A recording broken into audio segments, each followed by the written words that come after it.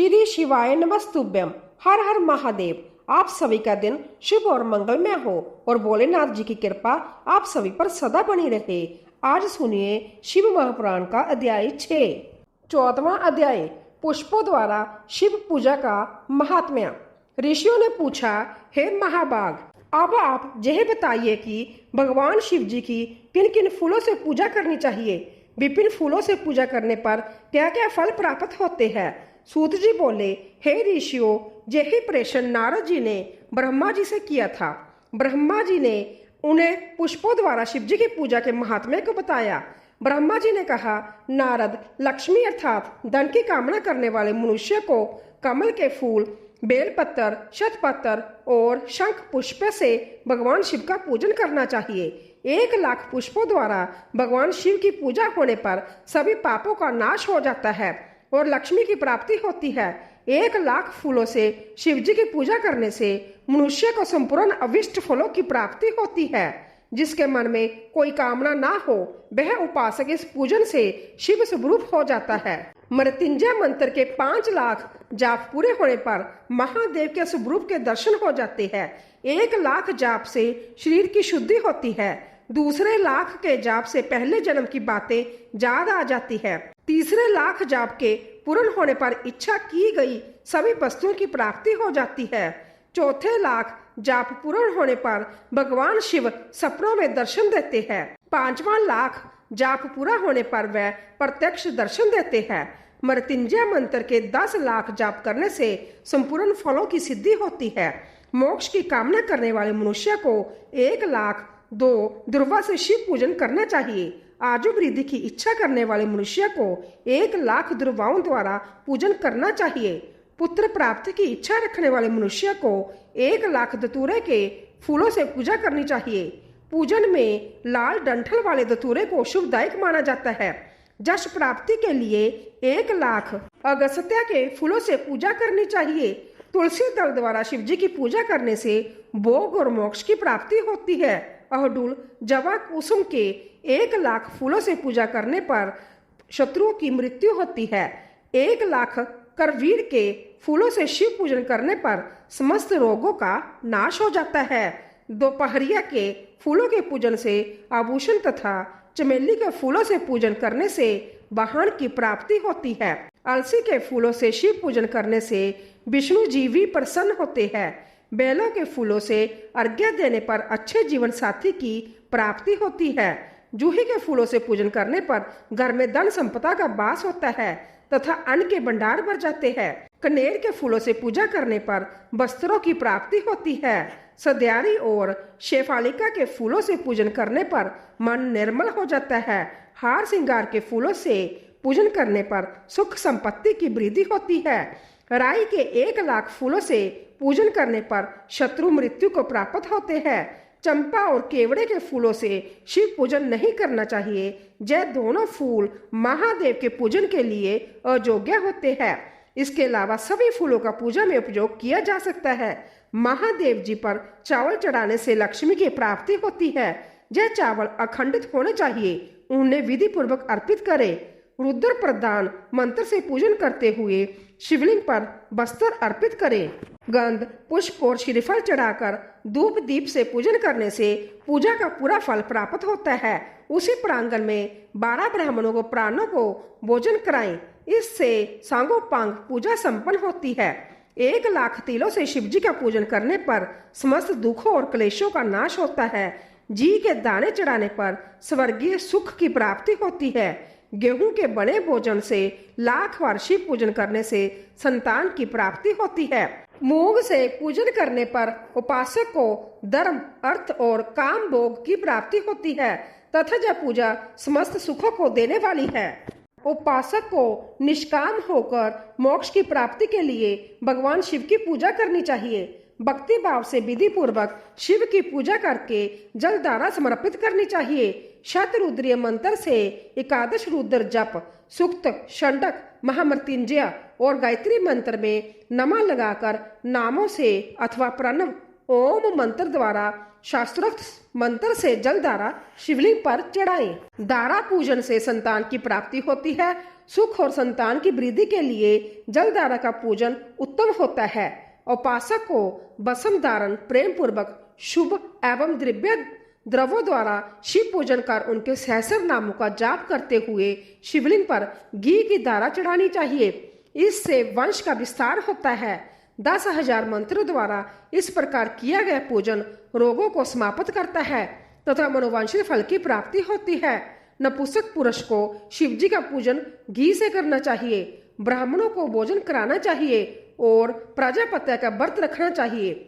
बुद्धिहीन मनुष्य को दूध में शक्कर मिलाकर इसके द्वारा शिवलिंग पर चढ़ानी चाहिए।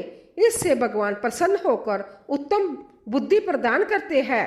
यदि मनुष्य का मन उदास रहता हो, जी उचट जाए, कहीं भी प्रेम ना रहे, दुख बढ़ जाए तथा घर में सदैव लड़ाई रहती हो, तो मनुष्य को शक्कर मिश्रित दूध 10,000 मंत्रों का जाप करते हुए शिवलिंग पर अर्पित करना चाहिए।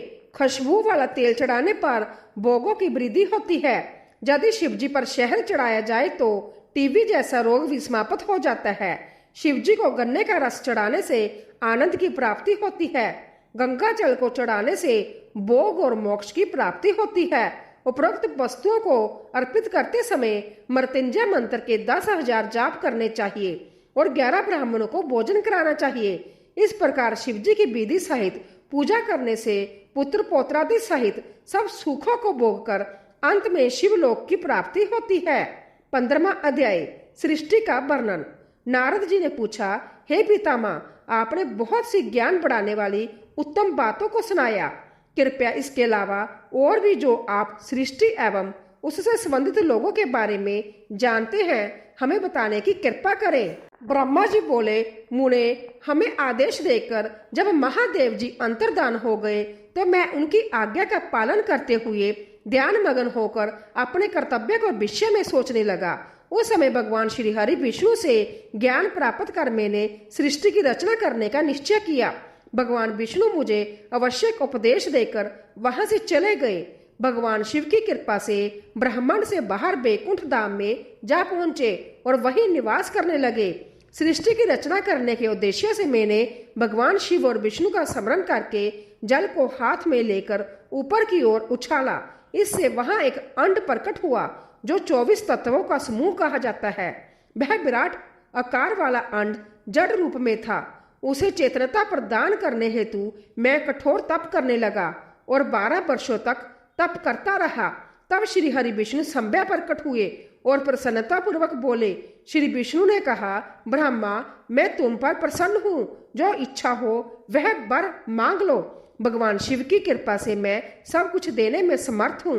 ब्रह्मा बोले, महाभाग, आपने मुझ पर बड़ी कृपा की है। भगवान शंकर ने मुझे आपके हाथों में सौंप दिया है। आपको मैं नमस्कार करता हूँ। कृपा कर इस विराट 24 तत्वों से बने अंड को चेतना प्रदान कीजिए। मेरे ऐसा कहने पर श्री विष्णु ने अनंत रूप धारण कर अंड में प्रवेश किया।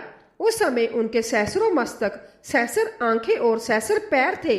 उनके अंड में प्रवेश करते ही वह चेतन हो गया। पाताल से सत्यालोक तक अंड के रूप में वहां विष्णु भगवान विराजने लगे। अंड में विराजमान होने के कारण विष्णु जी वैराज पुरुष कहलाए। पंचमुख महादेव ने अपने निवास हेतु कैलाश नगर का निर्माण किया।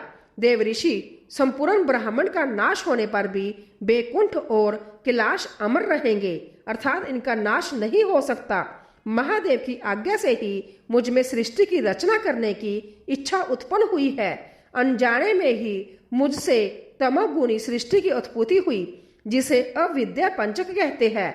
उसके पश्चात भगवान शिव की आज्ञा से संथावर संगक वृक्ष, जिसे जो है पहला सर्ग कहते हैं, का निर्माण हुआ, परंतु पुरुषार्थ का साधक नहीं था।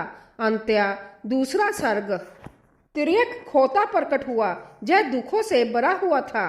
तब ब्रह्मा जी द्वारा उद्रव श्रोता नामक तीसरे सर्ग की रचना की गई। यह सात्विक सर्ग देव सर्ग के नाम से प्रसिद्ध हुआ। यह सर्ग सत्यवादी तथा परम सुखदायक है। इसकी रचना के उपरांत मैंने पुण्य शिव चिंतन आरंभ कर दिया। तब एक रजोगुणी सृष्टि का आरंभ हुआ जो अर्वाक श्रोता नाम से विखायित हुआ। इसके बाद मैंने 5 विकृत सृष्टि और 3 प्राकृतिक सर्गों का जन्म दिया। पहला महत्या, दूसरा भूतों और तीसरा वैज्ञानिक सर्ग है। इसके अलावा 5 विकृत सर्ग है। दोनों को मिलाकर कुल 8 सर्ग होते हैं। नया कुमार सर्ग है जिससे सनंतन कुमारों की रचना हुई है। सनंत आदि मेरे 4 मानस पुत्र है।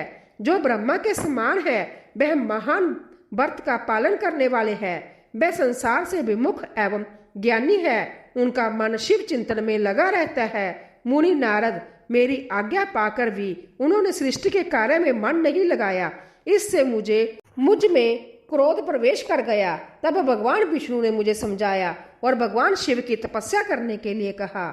मेरी घोर तपस्या से मेरी भौहों और नाक के मध्य भाग से महेश्वर की 3 मूर्तियां प्रकट हुई जो पूर्णाश, सर्वेश्वर एवं दया सागर थी। और भगवान शिव का अर्धनारी ईश्वर रूप प्रकट हुआ। जन्म मरण से रहित परम तेजस्वी सर्वज्ञ नीलकंठ साक्षात उमा वल्लभ भगवान महादेव के साक्षात दर्शन कर मैं धन्य हो गया। मैंने भक्ति भाव से उन्हें प्रणाम किया और उन्हें प्रसन्न करने के लिए उनकी स्तुति करने लगा।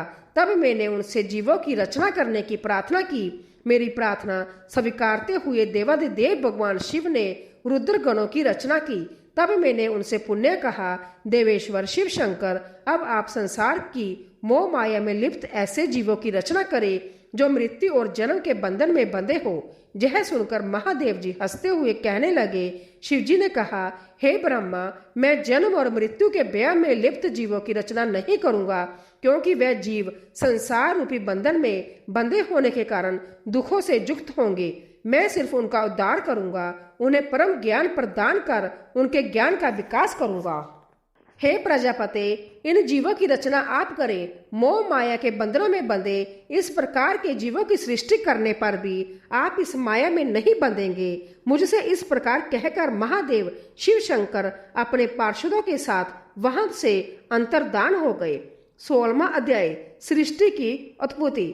ब्रह्मा जी बोले, नारद शब्द आदि पंचभूतों द्वारा पंचकरण करके उनके स्थूल आकाश, वायु, अग्नि, जल और पृथ्वी, पर्वत्या, समृद्ध वृक्ष और कला आदि से युगों और कालों की मैंने रचना की तथा और भी कई पदार्थों मैंने बनाए। उत्पत्ति और विनाश वाले पदार्थों का भी मैंने निर्माण किया। परंतु जब इससे भी मुझे संतोष नहीं हुआ तो मैंने माँ अम्बा सहित भगवान शिव का ध्यान करके सृष्टि के अन्य पदार्थों की रचना की और अपने नेत्रों से मरीच को, हृदय से भृगु को, सिर से अंगिरा को, कान से मुनिश्रेष्ठ पुलह को, उदान से पुलस्त्य को, समान से वशिष्ठ को, अपान से कृतु को, दोनों कानों से अत्रि को, प्राण से दक्ष को और गोद से तुमको, छाया से कदर्म मुनि को उत्पन्न किया। सब साधनों के साधन धर्म को भी मैंने अपने संकल्प से प्रकट किया।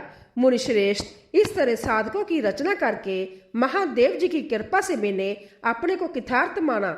मेरे संकल्प से उत्पन्न धर्म मेरी आज्ञा से मानव का रूप धारण कर साधन में लग गए। इसके उपरांत मैंने अपने शरीर के विभिन्न अंगों से देवता व असुरों के रूप में अनेक पुत्रों की रचना करके उन्हें विभिन्न शरीर प्रदान किए। तब शायद भगवान शिव की प्रेरणा से मैं अपने शरीर के 2 भागों में विभक्त कर 2 रूपों वाला हो गया। मैं आधे शरीर से पुरुष व आधे से नारी हो गया। पुरुष स्वयं मनु नाम से प्रसिद्ध हुए एवं उच्च कोटि के साधक कहलाए। नारी रूप से शत्रुपा नाम वाली जोगनी एवं परम तपस्विनी स्त्री उत्पन्न हुई। मनु ने वैवाहिक विधि से अंतत सुंदरी शत्रुपा का पानी ग्रहण किया और मैथुन द्वारा सृष्टि को उत्पन्न करने लगे। उन्होंने शत्रुपा से प्रियव्रत और उतानपाद नामक 2 पुत्र तथा आकुति, देवहूति और प्रसूति नामक 3 पुत्रियां प्राप्त की। आकुति का रुचि मुनि से, देवहूति का कदर्म मुनि से तथा प्रसूति का दक्ष प्रजापति के साथ विवाह कर दिया गया। इनकी संतानों से पूरा जगत चराचर हो गया। रुचि और आकृति के वैवाहिक संबंध में जग और दक्षिणा नामक स्त्री पुरुष का जोड़ा उत्पन्न हुआ। जग की दक्षिणा से 12 पुत्र हुए। मुने, कदर्म और देवहूति के संबंध से बहुत सी पुत्रियां पैदा हुई। दक्ष और प्रसूति से 24 कन्याएं हुई। दक्ष ने 13 कन्याओं का विवाह धर्म से कर दिया। यह 13 कन्याएं श्रद्धा, लक्ष्मी, धृति, तुष्टि, पुष्टि, मेधा, क्रिया, बुद्धि, लजा, वसु, शांति, सिद्धि और कीर्ति है। अन्य 11 कन्याओं ख्याति, सती, संभूति, स्मृति, प्रीति, क्षमा, सनंती, अनुसुईया, ऊर्जा, स्वाहा और स्वदा का विवाह भृगु, शिवमृचि, अंगिरा, पुलसत्या, पुलह, कृतु, अत्रि, वशिष्ठ, अग्नि और पितर नामक मुनियों से संपन्न हुआ। इनकी संतानों से पूरा त्रिलोक भर गया। अंबिकापति महादेव जी की आज्ञा से बहुत से प्राणी श्रेष्ठ मुनियों के रूप में उत्पन्न हुए। कल्प वेद से दक्ष की 60 कन्याएं हुई। उनमें से 10 कन्याओं का विवाह धर्म से, 22 का चंद्रमा से, 13 कन्याओं का विवाह कच्छप ऋषि से संपन्न हुआ। नारद, उन्होंने 4 कन्याएं अरिष्ट नेमि को ब्याह दी। भृगु, अंगिरा और कुशा कश्यप से 2-2 कन्याओं का विवाह कर दिया। कच्छप ऋषि के संतानों से संपूर्ण त्रिलोक अलोकित है। देवता, ऋषि, दैत्य, वृक्ष, पक्षी, पर्वत तथा लताएं आदि कश्यप पत्नियों से पैदा हुए हैं। इस तरह भगवान शंकर की आज्ञा से ब्रह्मा जी ने पूरी सृष्टि की रचना की।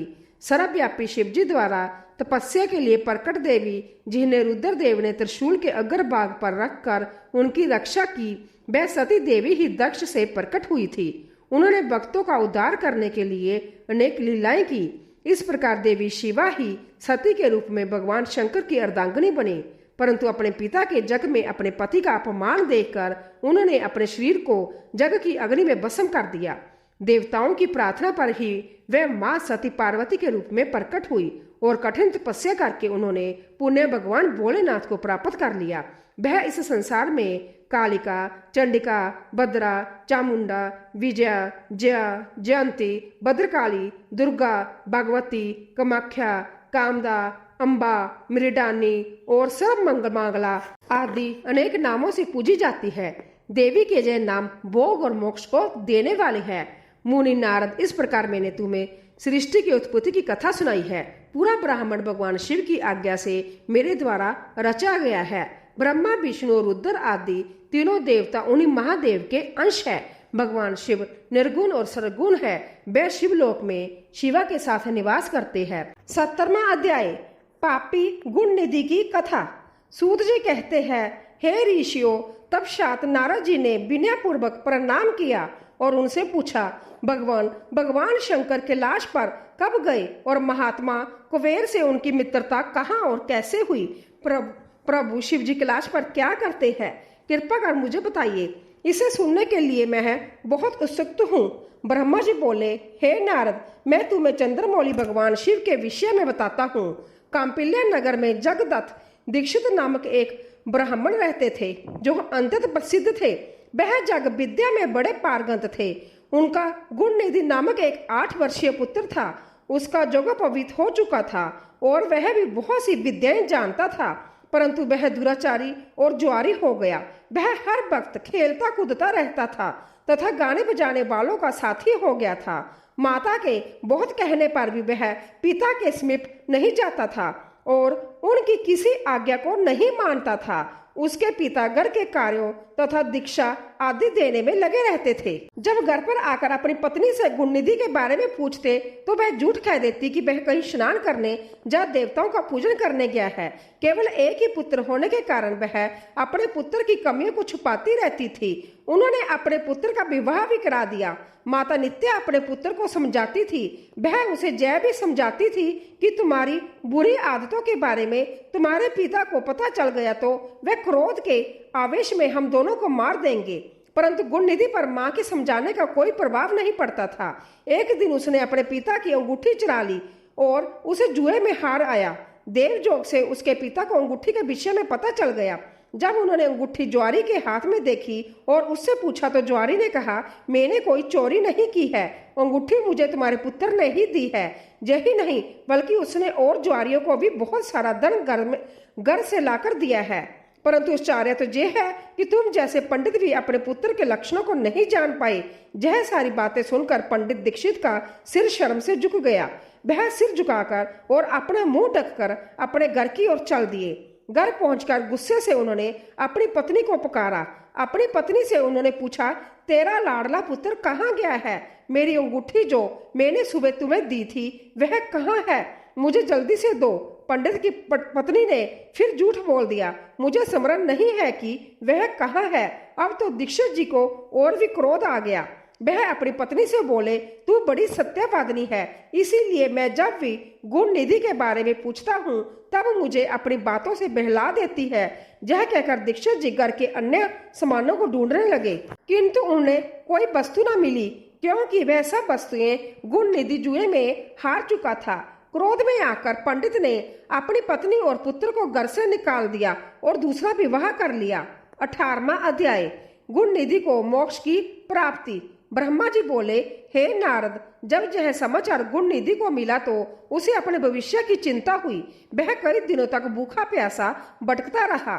एक दिन भूख प्यास से व्याकुल वह एक शिव मंदिर के पास बैठ गया। एक शिव भक्त अपने परिवार सहित शिव पूजन के लिए विविध सामग्री लेकर वहां आया था। उसने परिवार सहित भगवान शिव का विधि विधान से पूजन किया और नाना प्रकार के पकवान शिवलिंग पर चढ़ाए। पूजन के बाद वह लोग वहां से चले गए तो गुण निधि ने भूख से मजबूर होकर उस भोग को चोरी करने का विचार किया और मंदिर में चला गया। उस समय अंधेरा हो चुका था, इसीलिए उसने अपने वस्त्र को जलाकर उजाला किया। यह मानो उसने भगवान शिव के सम्मुख दीप जलाकर दीपदान किया था। जैसे ही वह सब भोग उठाकर भागने लगा, उसके पैरों की दमक से लोगों को पता चल गया कि उसने मंदिर में चोरी की है। सभी उसे पकड़ने के लिए दौड़े और उसका पीछा करने लगे। नगर के लोगों ने उसे खूब मारा। उनकी मार को उसका भूखा शरीर सहन नहीं कर सका। उसके प्राण पखेरु उड़ गए। उसके कुकर्मों के कारण जमदूत उसको बांधकर ले जा रहे थे। तभी भगवान शिव के पार्षद वहां आ गए और गुण निधि को जमदूतों के बंधनों से मुक्त करा दिया। जमदूतों ने शिवगणों को नमस्कार किया और बताया कि यह बड़ा पापी और धर्म कर्म से हीन है। यह अपने पिता का भी शत्रु है। इसने शिवजी के भोग की भी चोरी की है। इसने बहुत पाप किए हैं, इसीलिए यह जमलोक का अधिकारी है। इसे हमारे साथ जाने दे ताकि विपिन नरकों को यह भोग सके। तब शिवगणों ने उत्तर दिया कि निश्चय ही गुण निधि ने बहुत से पाप कर्म किए हैं, परंतु इसने कुछ पुण्य कर्म भी किए हैं जो संख्या में कम होने पर भी पाप कर्मों को नष्ट करने वाले हैं। इसने रात्रि में अपने वस्त्र को फाड़कर शिवलिंग के समक्ष दीपक में बत्ती डालकर उसे जलाया और दीपदान किया। इसने अपने पिता के श्रीमुख से एवं मंदिर के बाहर बैठकर शिवगणों को सुना है और ऐसे ही और भी अनेक धर्म कर्म इसने किए हैं। इतने दिनों तक भूखा रहकर इसने व्रत किया और शिव दर्शन तथा शिव पूजन भी अनेकों बार किया है। इसीलिए यह हमारे साथ शिवलोक को जाएगा, वहां कुछ दिनों तक निवास करेगा। जब इसके संपूर्ण पापों का नाश हो जाएगा तो भगवान शिव की कृपा से यह कलिंग देश का राजा बनेगा। अंत्य जमदूतों, तुम अपने लोक को लौट जाओ। यह सुनकर जमदूत जमलोक को चले गए। उन्होंने जमराज को इस विषय में सूचना दे दी और जमराज ने इसको प्रसन्नता पूर्वक स्वीकार कर लिया। तत्पश्चात गुण निधि नामक ब्राह्मण को लेकर शिवगण शिवलोक को चल दिए। कैलाश पर भगवान शिव और देवी उमा विराजमान थे। उसे उनके सामने लाया गया। गुण निधि ने भगवान शिव उमा की चरण वंदना की और उनकी स्तुति की। उसने महादेव से अपने किए कर्मों के बारे में क्षमा याचना की। भगवान ने उसे क्षमा प्रदान कर दी। वहां शिवलोक में कुछ दिन निवास करने के बाद गुण निधि कलिंग देश के राजा अरिंदम के पुत्र दम के रूप में विखायित हुआ। हे नारद, शिवजी की थोड़ी सी सेवा भी उसके लिए अंततः फलदायक हुई। इस गुण निधि के चरित्र को जो भी कोई पढ़ता अथवा सुनता है उसकी सभी कामनाएं पूरी होती है तथा वह मनुष्य सुख शांति प्राप्त करता है। 19वां अध्याय। गुण निधि को कवेर पद की प्राप्ति नारद जी ने प्रेषण किया। हे ब्रह्मा जी, अब आप मुझे यह बताइए कि गुण निधि जैसे महापापी मनुष्य को भगवान शिव द्वारा कुबेर पद क्यों और कैसे प्रदान किया गया। हे प्रभु, कृपा कर इस कथा को भी बताइए। ब्रह्मा जी बोले, नारद, शिवलोक में सारे दिव्य भोगों का उपभोग तथा उमा महेश्वर का सेवन कर वह अगले जन्म में कलिंग के राजा अरिंदम का पुत्र हुआ। उसका नाम दम था। बालक दम की भगवान शंकर में असीम भक्ति थी। वह सदैव शिवजी की सेवा में लगा रहता था। वह अन्य बालकों के साथ मिलकर शिव भजन करता था। जुआ होने पर उसके पिता अरिंदम की मृत्यु के पश्चात दम को राज सिंहासन पर बिठाया गया। राजा दम सब और शिव धर्म का प्रचार और प्रसार करने लगे। वह सभी शिवालयों में दीपदान करते थे। उनकी शिवजी में अनन्य भक्ति थी। उन्होंने अपने राज्य में रहने वाले सभी ग्राम अध्यक्षों को यह आज्ञा दी कि शिव मंदिर में दीपदान करना सबके लिए अनिवार्य है। अपने गांव के आसपास जितने शिवालय है वहां सदा दीप जलाना चाहिए। राजा दम ने आजीवन शिव धर्म का पालन किया। इस तरह वह बड़े धर्मात्मा कहलाए। उन्होंने शिवालय में बहुत से दीप जलवाए। इसके फलस्वरूप वह दीपों की प्रभा के आश्रय हो मृत्यु उपरांत अलकापुरी के स्वामी बने। ब्रह्मा जी बोले, हे नारद, भगवान शिव का पूजन व उपासना महान फल देने वाली है। दीक्षित के पुत्र गुणनिधि ने जो पूर्ण अधर्मी था, भगवान शिव की कृपा पाकर द्विगपाल का पद पा लिया था। अब मैं तुम्हें उसकी भगवान शिव के साथ मित्रता के विषय में बताता हूँ। नारद, बहुत पहले की बात है। मेरे मानस पुत्र पुरुषोत्तम से विश्रवा का जन्म हुआ था और विश्रवा के पुत्र कुबेर हुए। उन्होंने पूर्व काल में बहुत कठोर तप किया। उन्होंने विश्वकर्मा द्वारा रचित अलकापुरी का उपभोग किया। मेघवाहन कल्प के आरंभ होने पर वह कुबेर के रूप में घोर तप करने लगे। वह भगवान शिव द्वारा प्रकाशित काशीपुरी में गए और अपने मन के रत्नमय दीपों से 11 रुद्रों को उद्दीपित कर वह तन्मयता से शिवजी के ध्यान में मग्न होकर निश्चल भाव से उनकी उपासना करने लगे। वहां उन्होंने शिवलिंग की प्रतिष्ठा की, उत्तम पुष्पों द्वारा शिवलिंग का पूजन किया। कुबेर पूरे मन से तप में लगे थे। उनके पूरे शरीर में केवल हड्डियों का ढांचा और चमड़ी ही बची थी। इस प्रकार उन्होंने 10,000 वर्षों तक तपस्या की। तत्पश्चात भगवान शिव अपनी दिव्य शक्ति उमा के भव्य रूप के साथ कुबेर के पास गए। अलकापति कुबेर मन को एकाग्र कर शिवलिंग के सामने तपस्या में लीन थे। भगवान शिव ने कहा, अलकापति, मैं तुम्हारी भक्ति और तपस्या से प्रसन्न हूँ। तुम मुझसे अपनी इच्छा अनुसार वर मांग सकते हो। यह सुनकर जैसे ही कुबेर ने आंखें खोली तो उन्हें अपने सामने भगवान नीलकंठ खड़े दिखाई दिए। उनका तेज सूर्य के समान था। उनके मस्तक पर चंद्रमा अपनी चांदनी बिखेर रहा था। उनके तेज से कुबेर की आंखें चुंधिया गई। तत्काल उन्होंने अपनी आंखें बंद कर ली। वह भगवान शिव से बोले, भगवान, मेरे नेत्रों को वह शक्ति दीजिए जिससे मैं आपके चरणों बिंदु का दर्शन कर सकूं। कुबेर की बात सुनकर भगवान शिव ने अपनी हथेली से कुबेर को स्पर्श कर देखने की शक्ति प्रदान की। दिव्य दृष्टि प्राप्त होने पर वह आंखें फाड़ फाड़ कर देवी उमा की ओर देखने लगे। वह सोचने लगे कि भगवान शिव के साथ यह सर्वांग सुंदरी कौन है। इसने ऐसा कौन सा तप किया है जो इसने भगवान शिव की कृपा से उनका समीप्य रूप और सौभाग्य प्राप्त हुआ है। वह देवी उमा को निरंतर देखते जा रहे थे। देवी को घूरने के कारण उनकी बाईं आंख फूट गई। शिवजी ने उमा से कहा, उमे, यह तुम्हारा पुत्र है। यह तुम्हें क्रूर दृष्टि से नहीं देख रहा है। यह तुम्हारे तप बल को जानने की कोशिश कर रहा है। फिर भगवान शिव ने कुबेर से कहा, मैं तुम्हारी तपस्या से बहुत प्रसन्न हूँ। मैं तुम्हें वर देता हूँ कि तुम समस्त निधियों और ग्रह शक्तियों के स्वामी हो जाओ। शुभ वर्तों, यक्षों और किन्नरों के अधिपति होकर धन के दाता बनो। मेरी तुमसे सदा मित्रता रहेगी और मैं तुम्हारे पास सदा निवास करूंगा, अर्थात तुम्हारे स्थान अलकापुरी के पास ही मैं निवास करूंगा। कुबेर, अब तुम अपनी माता उमा के चरणों में प्रणाम करो। यह ही तुम्हारी माता है। ब्रह्मा जी कहते हैं, नारद, इस प्रकार भगवान शिव ने देवी से कहा, हे देवी, यह आपके पुत्र के समान है। इस पर अपनी कृपा करो। यह सुनकर उमा देवी बोली, बस तुम्हारी भगवान शिव में सदैव निर्मल भक्ति बनी रहे। बाईं आंख फूट जाने पर तुम एक ही पिंगल नेत्र से युक्त रहो। महादेव जी ने जो वर तुम्हें प्रदान किए हैं वह सुलभ है। मेरे रूप से ईर्ष्या के कारण तुम कुबेर नाम से प्रसिद्ध होंगे। कुबेर को वर देकर भगवान शिव और देवी उमा अपने धाम को चले गए। इस प्रकार भगवान शिव और कुबेर में मित्रता हुई और वह अलकापुरी के निकट कैलाश पर्वत पर निवास करने लगे। नारद जी ने कहा, ब्रह्मा जी, आप धन्य हैं। आपने मुझ पर कृपा कर मुझे इस अमृत कथा के बारे में बताया है।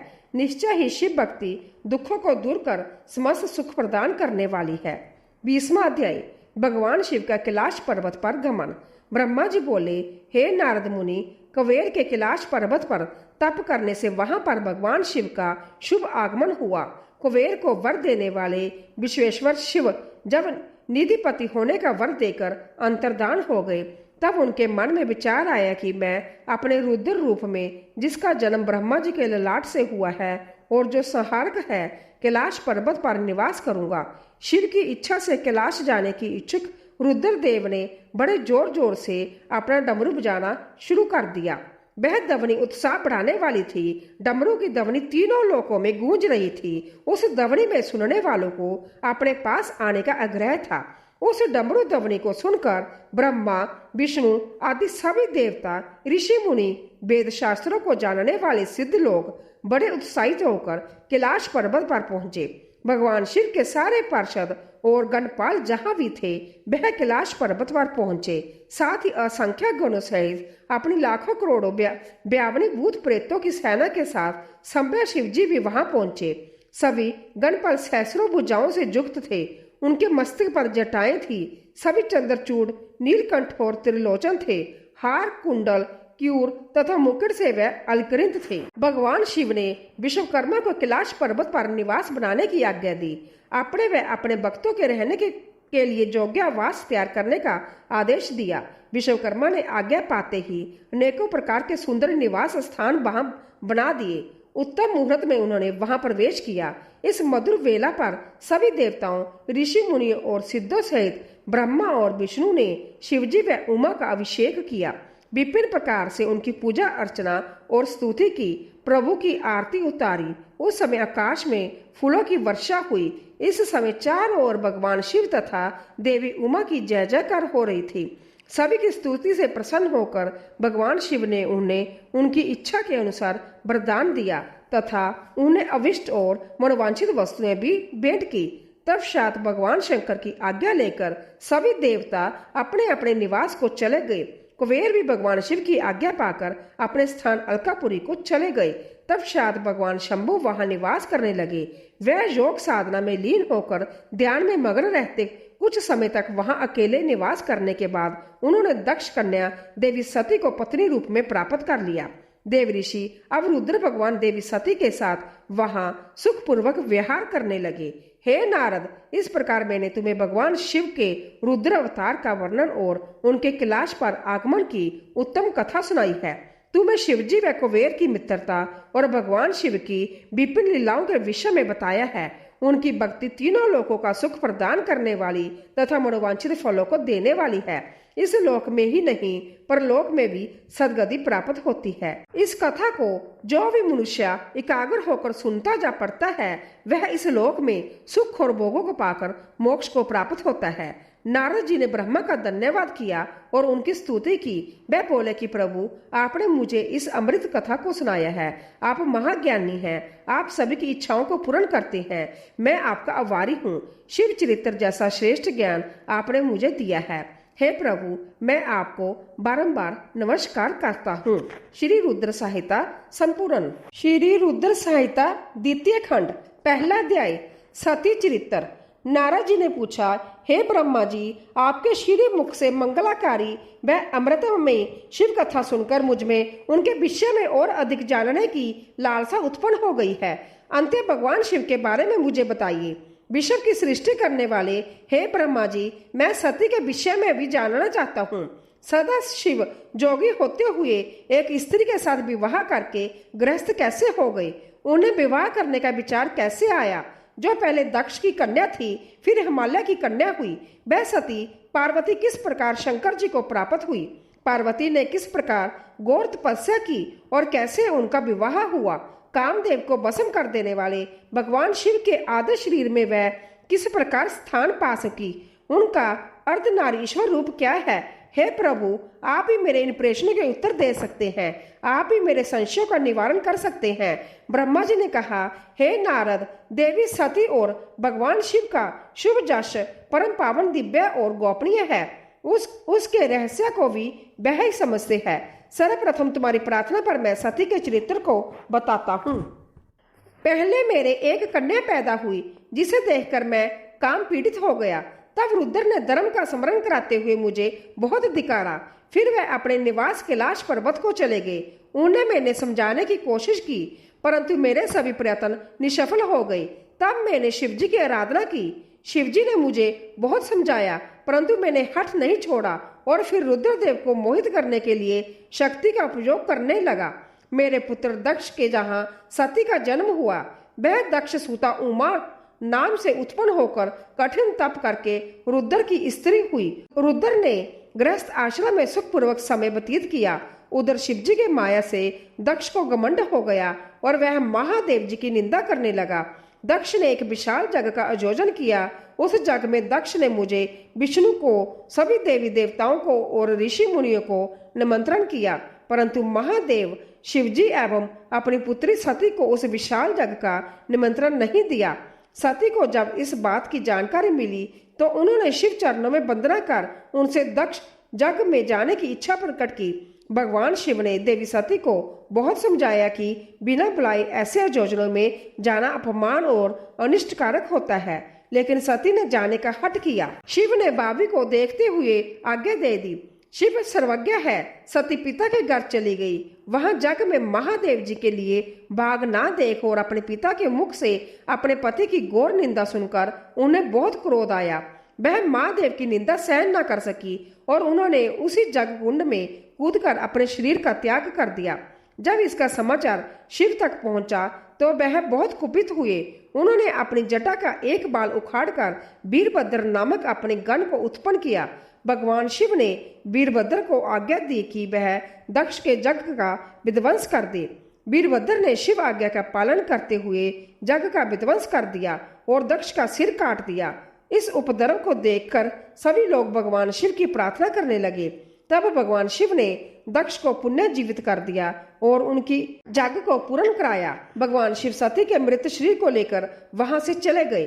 उस समय सती के शरीर से उत्पन्न ज्वाला पर्वत पर गिरी थी। वही पर्वत आज भी ज्वालामुखी के नाम से पूजित है।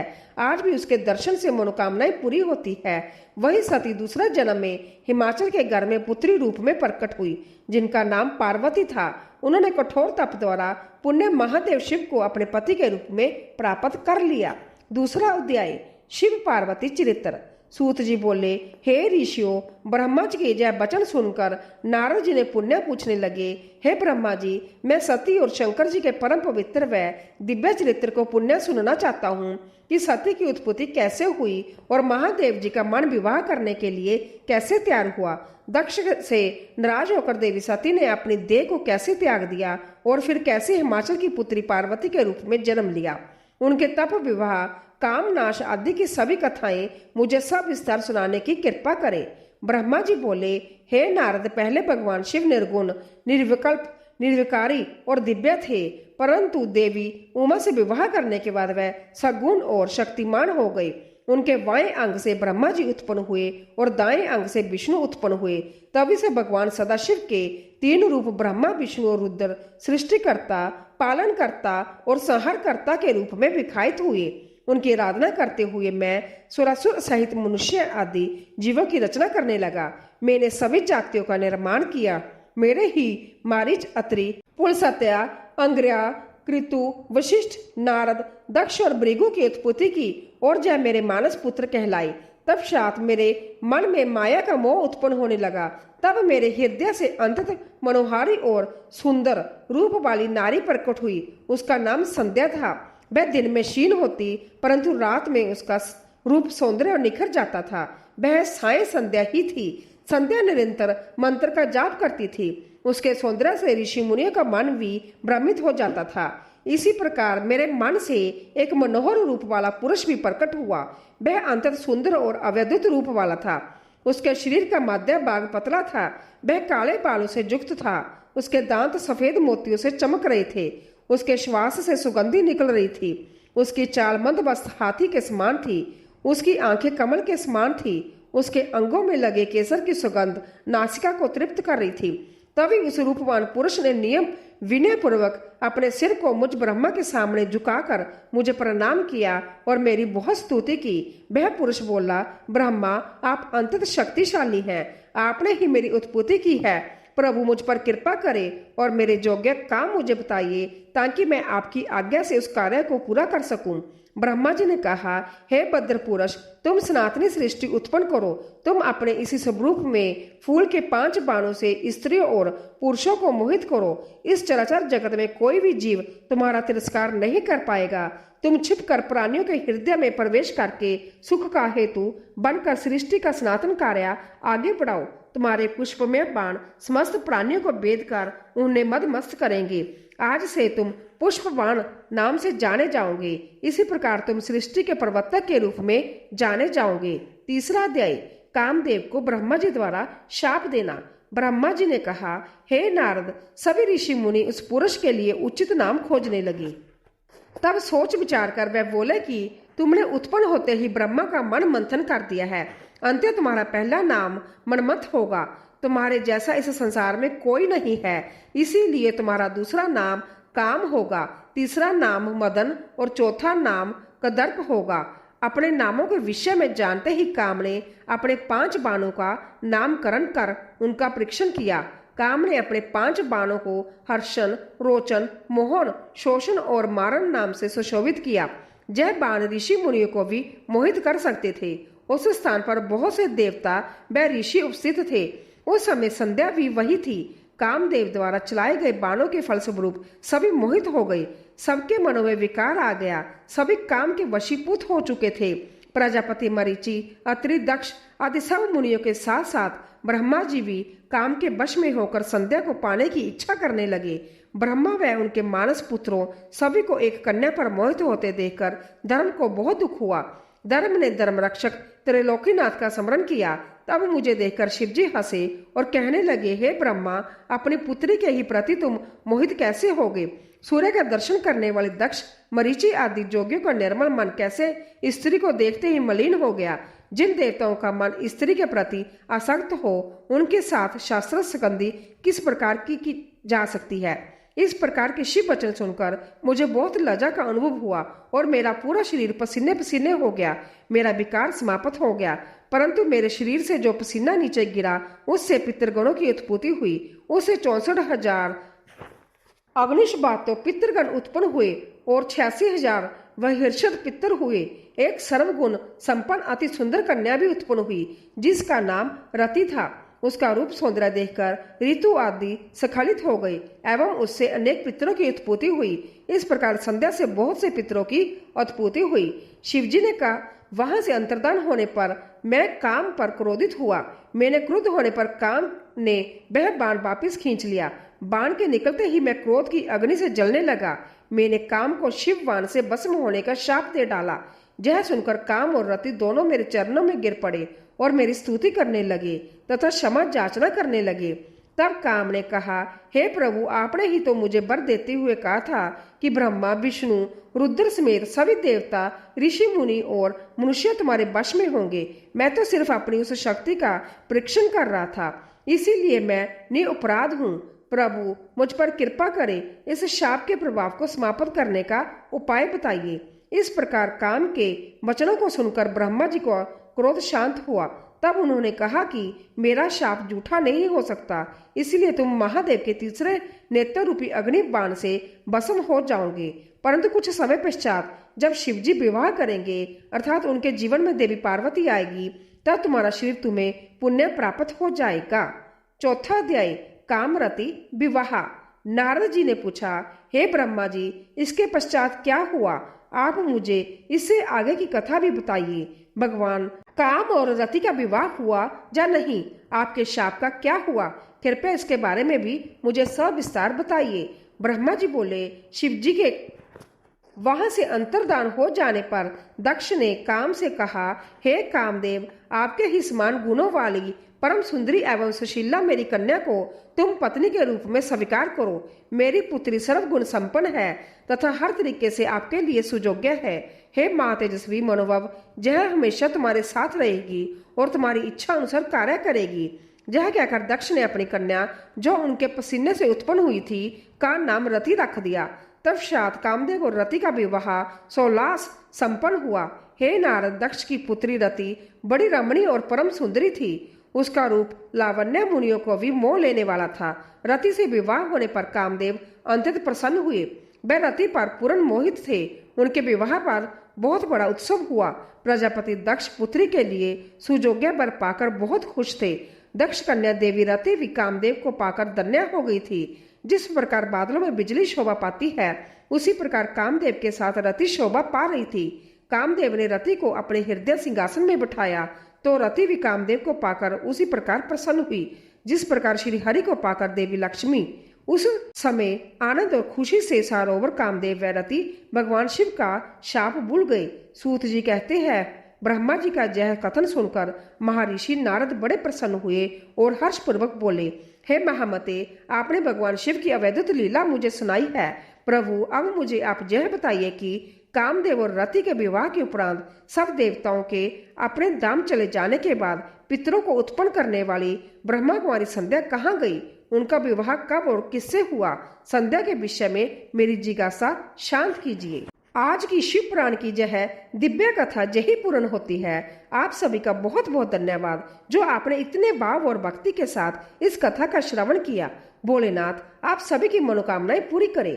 महादेव की भक्ति से जुड़ने और ऐसी पावन कथाओं को रोज सुनने के लिए हमारे साथ बने रहे। हमारे चैनल भक्ति सागर को सब्सक्राइब जरूर करें। ओम नमः शिवाय। हर हर महादेव।